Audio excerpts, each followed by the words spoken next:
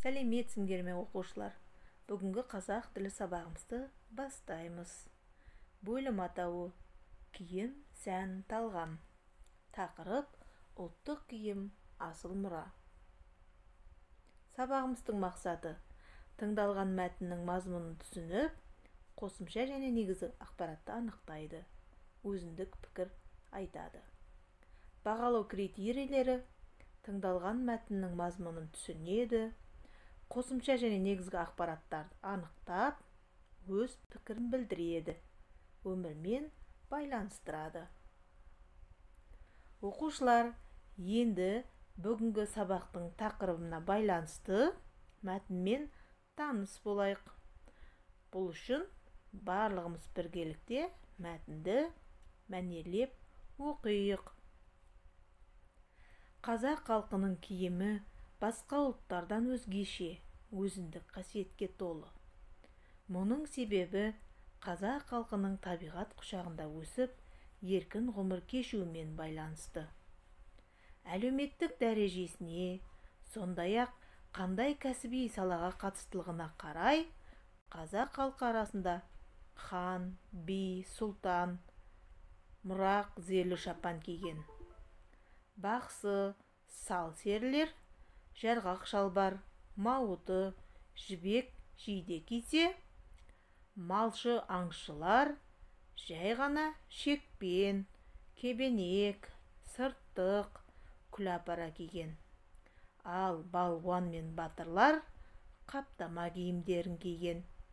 Яғни әлеуметтік дәрежесіне қарай киімдер осылай бөлінген.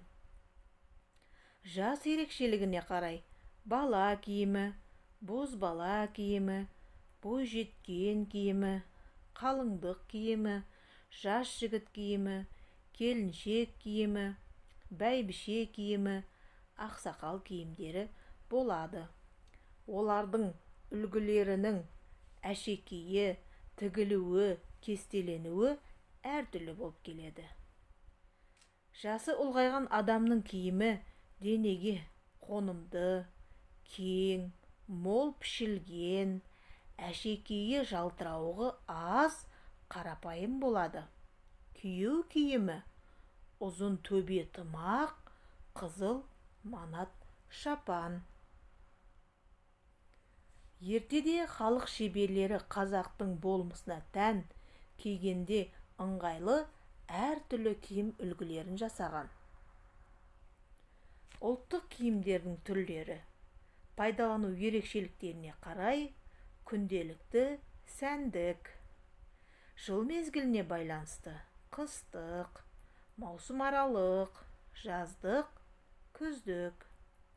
Ал жас және жыныс ерекшеліктеріне сәйкес сәби киімі, бозбала киімі, бойжеткен киімі, келіншек киімі, қалыңдық киімі, жас жігіт, ақсақал киімдері болып бөлінген. Ал бас киімдер, ерлердің бас киімдері бөрік, тымақ, малақай, қалпақ, тақия. Әйелдердің бас киімдері кимешек, жаулық, бөрік, сәукеле және тақия. Ал енді оқушылар мәтін бойынша сұрақтарға жауап берейік. Сұрақтар: отбасында кімдер ұлттық киім киіп жүреді? Қандай ұлттық киім атауларын білесіңдер? Қазақ халқының киімі басқа ұлттардан өзгешелігі қандай? Ұлттық киім кию дегенді қалай түсінесіңдер? Қазіргі таңда ұлттық киім киіп жүрміз бе? Көңіліңіз тола ма? Бағалау критерийі берілген сұрақтарға жауап беру арқылы ұлттық киім туралы пікірлерін жазады.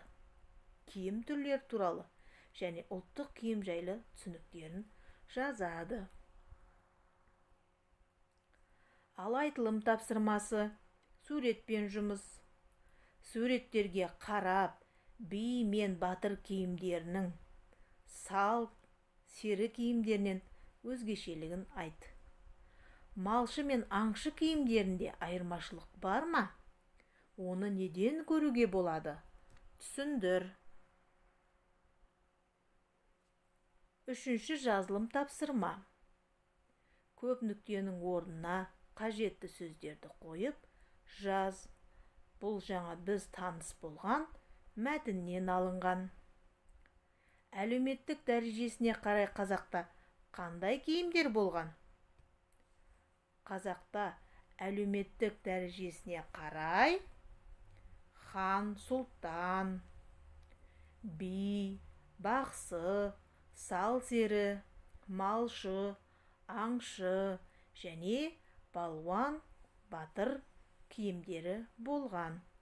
Осылай көп нүктенің орнына қажетті сөздерді қойып жазамыз.